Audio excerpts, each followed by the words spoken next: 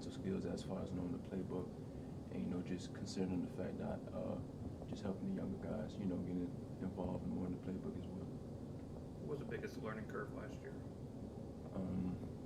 Basically just knowing what happens before the play, just knowing what my mental focus was. As a freshman, I probably ain't take things like, as as far as learning more things on the field, like watching film.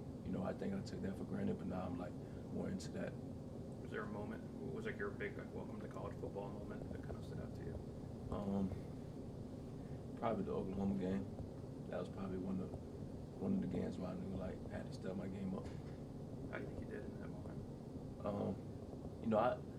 I responded well. I feel like it was just one game where I battled a lot of adversity. And, I just had to improve on a daily basis. What's it been like for you working at Star this fall? It's been well. It's a new learning process for me. I'm just still working on it and still competing. What does it mean to you to have that responsibility? I mean, that star position in this defense is some important people that play that position the last several years. So what does that mean to you to have that responsibility? It means a lot, it means a lot for me just because that means like the coaches believe in me to, play that position. The coach have a lot of trust in me, so I believe I should carry it on and take that position well. What's your relationship like with Coach Scott, and how's it been different with him being able to focus more on the corners now? Our relationship, goes way beyond, just football. We talk off the field as well. He got my back whenever I need it, and I got his back. So I feel like the bond is very well. How does that dynamic work with you have him and Coach Kelly and Saban all coaching the secondary? Just how does that work? How does that break down? I think it works out very well just because they're very different. Coach Saban more of the guy where he just won't get on you for certain things. Coach Scott probably just gonna say a joke from here and there. So they both different guys when it comes to coaching. So I respect both of them. So how much do you rely on guys like Trayvon Diggs and Shaheem Carter, guys that have been here for quite some time? How much do you learn from those guys? I learned a lot. They took me under their wing. They showed me the ways. They just basically told me, whenever my time come, I gotta step up. So I just took that and just ran with it.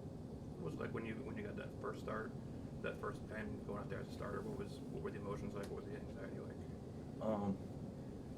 It wasn't that much pressure. I just felt like it's my time to step up and just show my contributions to the team and just believe in my fundamentals and my technique. So that's why I really I stepped in a big moment, and I just played my game. What advice do you give to Josh Jobe, being kind of like almost in his shoes last year? Not that much of advice. He played in big stages like that before. He's a great player.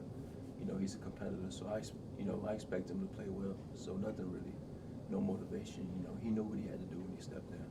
How much does your dad help you, maybe even off season or week to week, in kind of improving your game, knowing what his experience has been? He talked to me a lot before every game. We talked actually on the phone before every game, probably the night before, just telling me stay confident, remain humble, and just believe in your technique. That's what he really tell me. Was there any advice he gave you this off season? Whether it's watching film, going back home, and kind of learning a little bit during the off season? Yeah, he just told me to watch film more, trust in my abilities, and just believe what's coming before it happened. What goes through your mind when you're lined up against Jalen Waddle? Jalen's a great player, so I know I had to, bring my A game as well. We compete every day in practice, so I expect him to give me,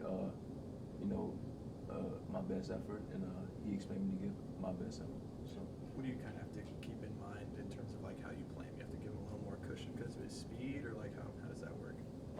Not that. You just gotta know, the down and distance, like what his favorite routes he like to run. Just knowing what's coming before it happens. Who wins most of those battles? I ain't got nothing to say much of that. But, we just compete in practice every day. Final few questions. a second year with Tua, how does he help you get prepared for the other quarterbacks that you're going to face in the SEC? You know, I prepared well going against Tua. You know, Tua probably the best quarterback in the nation. You know, just going against him every day helps me, and the secondary get better every day. When do you think you're gonna get a haircut? Next week. Any other questions?